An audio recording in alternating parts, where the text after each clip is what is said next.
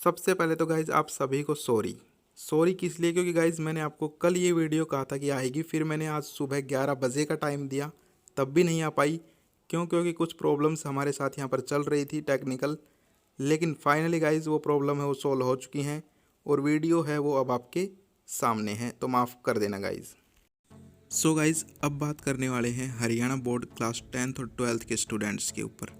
Guys यहाँ पर एक बड़ा फैसला लिया जा रहा है आप सभी के एग्ज़ाम्स को लेकर। क्या फ़ैसला लिया जा रहा है?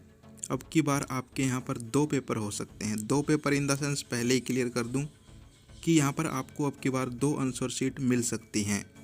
पूरी खबर क्या है, चलिए जानते हैं। सो गाइज जो अब आप नोटिस देख पा रहे हैं ये मैं अपनी पहली वीडियोस में भी दिखा चुका हूँ, ठीक है, जो इससे पहली वीडियोस थी। लेकिन मैं फिर से क्यों दिखा रहा हूँ, क्योंकि इसमें कुछ पॉइंट्स हैं, चलिए ध्यान से देखिए। यहाँ पर देखिए गाइज, वार्षिक परीक्षा के प्रश्न पत्रों में 50% MCQ शामिल करना, और एक पॉइंट है प्रश्न पत्र का समय 2.5 घंटे करना। अब इन दोनों पॉइंट्स को मिलाकर एक नया पॉइंट बनाया जा रहा है। क्या है पूरी खबर, चलिए अब पूरा सस्पेंस ख़त्म करता हूँ। गाइज़ हरियाणा एजुकेशन डिपार्टमेंट की तरफ से एक यहाँ पर नोटिस जारी किया गया है, आप देख पा रहे होंगे, ठीक है, देख सकते हैं। मैं इसको थोड़ा जूम और कर देता हूँ ताकि आपको ये क्लियरली विजिबल हो जाए। सेवा में हरियाणा राज्य के सभी जिला शिक्षा अधिकारी तथा जिला मौलिक शिक्षा अधिकारी, यहाँ पर डेट वगैरह हैं। विषय देखिए क्या है, meeting regarding conduct of board exam, यानी कि बोर्ड एग्ज़ाम्स हैं क्लास 10th और 12th के, उनके रिगार्डिंग एक मीटिंग हुई है हरियाणा एजुकेशन डिपार्टमेंट के अंदर। उस मीटिंग में कुछ फैसले लिए गए हैं, वो फैसले हैं वो भी अब मैं आपको बताने वाला हूँ। और वही यहाँ पर एक ख़तरनाक फ़ैसला है जो इसके बारे में मैं बात कर रहा था। सो चलिए आपको उस डायरेक्ट फैसले के ऊपर ले चलते हैं। सो दोस्त यहाँ देखिए, in the meeting the detailed deliberation were held regarding the conduct of board exams for class 10th and 12th and the following decisions were taken। यानी कि ये मीटिंग हुई उसमें क्लास 10th और 12th के रिगार्डिंग कुछ डिसीजंस हैं वो टेकन किए गए हैं, यानी कि लिए गए हैं। ये देखिए guys, the question paper shall contain both objective and subjective questions. Objective questions will be answered by the students on OMR and the subjective questions will be answered on the answer booklet. The time allotted for the objective part will be 45 minutes. After completion of the objective type paper, the OMR sheet will be collected by the invigilator and the answer booklet will be distributed to the students for the objective part। यहाँ objective part नहीं आना था, यहाँ आना था subjective part, ठीक है। The time for the subjective part will be 145 minutes या hours, सॉरी। सो गाइज अब आपने पूरी इंग्लिश पढ़ ली, अब हिंदी में समझा देता हूँ आराम से। कहा ये जा रहा है कि भाई अब की बार जैसे कि आपको बताया कि 50% MCQ आने वाले हैं, 2.5 घंटे का समय रहने वाला है। लेकिन उसके अंदर एक इन्होंने चौंकाने वाला यहाँ पर फैसला और ले लिया। क्या किया है कि आपको अब की बार एक OMR शीट देने की बात कही जा रही है, प्लस एक आंसर बुकलेट दी जाएगी। यानी कि OMR अगर आपको नहीं पता है तो आप यहाँ पर पिक देख सकते हैं। OMR एक शीट होती है जिसमें यहाँ पर सीरियल नंबर होते हैं, उनके आगे 4 ऑप्शंस और उनके सर्किल होते हैं। उनमें आपको राइट आंसर को यहाँ पर डार्क करना होता है, और बुकलेट तो आपको पता ही है नॉर्मल जो आंसर शीट आपको मिलती है। तो गाइज कहा यह जा रहा है कि पहले 45 मिनट में आपको जो 40 MCQ मिलने हैं वो सोल्व करके और यहाँ पर उस OMR शीट में फिल करने हैं। अब यहाँ पर जो OMR शीट होती है गाइज, उसमें आपको सबसे पहले यहाँ पर अपनी डिटेल्स भरनी है, फिर उस OMR शीट में आंसर भरने हैं, और ये सारा काम आपको करना है सिर्फ और सिर्फ 45 मिनट में। तो इसीलिए मैंने इस फैसले को ख़तरनाक फैसला बताया है। गाइज आप खुद मानिए कि भाई 45 मिनट में ये कैसे हो सकता है पॉसिबल। और कुछ सब्जेक्ट तो ऐसे हैं जैसे कि मैथ हो गया, साइंस हो गई, जिनमें ऐसे क्वेश्चंस आते हैं जिन्हें पहले सोल्व करो, फिर उनके आंसर फिल करो, डार्क करो या सर्किल। तो गाइज 45 मिनट के अंदर अंदर आपको ये सारा काम करने को यहाँ कहा जा रहा है।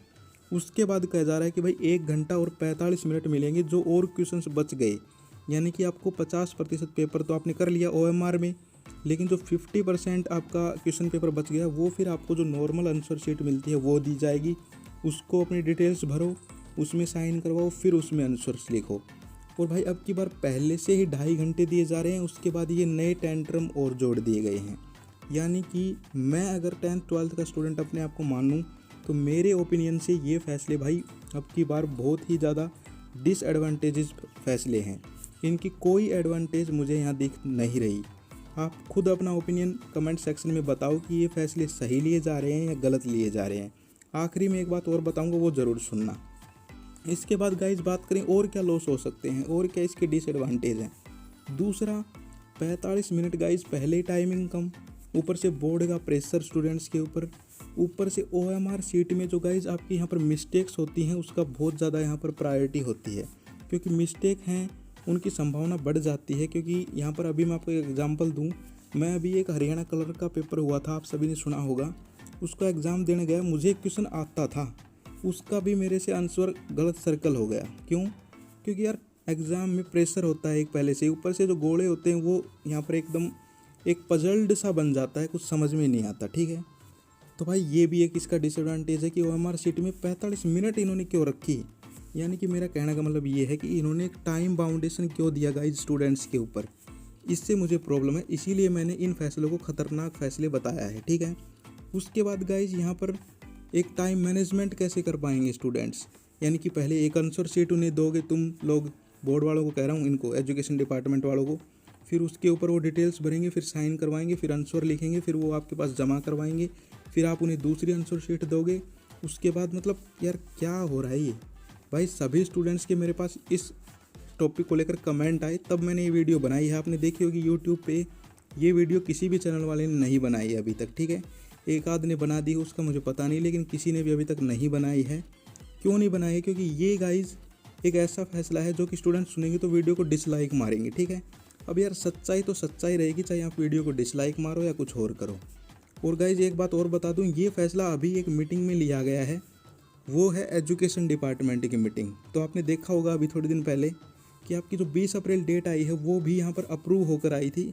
तो ये फैसला भी यहाँ पर एजुकेशन डिपार्टमेंट की तरफ से तो अप्रूव हो गया है, लेकिन अब ये हरियाणा बोर्ड देखते हैं कि इसे अप्रूव करता है या नहीं। ठीक है, यानी कि भाई मैं तो चाहता हूँ कि यार ऐसा फैसला नहीं लिया जाना चाहिए, लेकिन फिर भी क्या कर सकते हैं, अगर ले लिया जाए तो हम लोग तो मजबूर हैं गाइज। तो गाइज अब आप लोगों को क्या करना होगा भाई, आपको अब अपनी स्ट्रैटेजी बना के पेपर देने पड़ेंगे, टाइम मैनेजमेंट सीखना पड़ेगा, तभी जाकर आपके पेपर पूरे हो पाएंगे। अगर कोई भाई मेरी बातों से डर लग रहा हो तो वीडियो को बंद कर दे। डरा नहीं रहा हूँ, जो सच्चाई है वो बता रहा हूँ ताकि आपको कल दिक्कत ना आए। सो गाइज ये थी वो मीटिंग और ये था उसका वो फैसला जिसकी आप बार बार डिमांड कर रहे थे, बार बार कमेंट कर रहे थे। मैंने आपको फुल एक्सप्लेनेशन के साथ इसको समझा दिया है कि क्या इसके फ़ायदे हो सकते हैं, क्या नुकसान हो सकते हैं। सो गाइज आप लोग भी समझदार हो, कमेंट कर देना अपनी अपनी राय। फिर मिलते हैं नेक्स्ट वीडियो में, तब तक के लिए जय हिंद, जय भारत।